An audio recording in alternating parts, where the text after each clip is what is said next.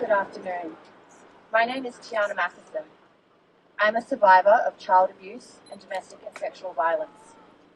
I am grateful to have been asked to speak at today's event and share some of my lived experience, but that's not lost on me that this comes with great pain and great loss. Today, we are here to honour Molly, to show support to her family and loved ones, to ride united and stand together in the face of an epidemic that continues to take lives. We ride because Molly mattered, because her life is precious, because no woman, no person should ever have to die at the hands of someone who claimed to love them. I stand before you not just as a survivor, but as someone who knows the lifelong cost of being failed by the systems meant to protect us.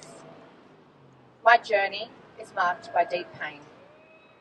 The tragic loss of my 9-year-old stepson, Braden Dillon, another innocent life taken too soon because warning signs were ignored and actions came too late. I was groomed at the age of 13 by a man more than twice my age. By 16, I was being abused in every way imaginable. Physically, socially, financially, psychologically, verbally, and sexually. By 19, I was married with 3 children under 18 months. By 21, I had 5 children in my care and I was grieving the loss of my mother to cancer.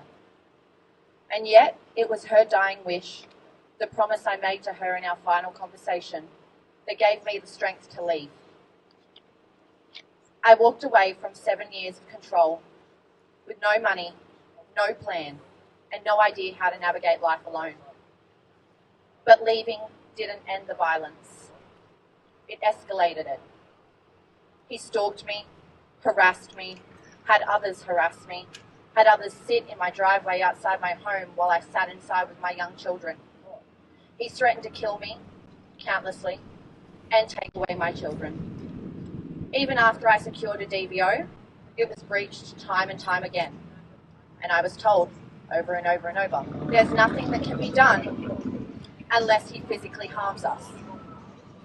So how many times do we have to hear this story? How many Mollys? How many Courtneys? How many Bradens? How many women, children and families have to suffer before they say enough is enough? For the past 11 years, I've worked as a professional advocate, speaking out and contributing to systemic change. I've trained every single AFP recruit since 2018. I've worked with the Human Rights Commission, universities, crisis services, and across government and private and community sectors. But I shouldn't have had to become an expert in survival to be believed. None of us should. So to those standing in that building behind us, to those watching, to those in positions of power, your silence is deadly and it's deafening. We need real change, enforcement of protective orders, trauma-informed systems, and to believe women the first time. And we need to honour lives like Molly's with more than mourning. We need action.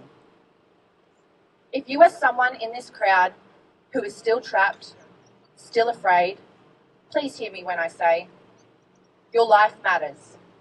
You are not alone. There are people who will walk beside you, who will fight for you, until you're strong enough to fight for yourself.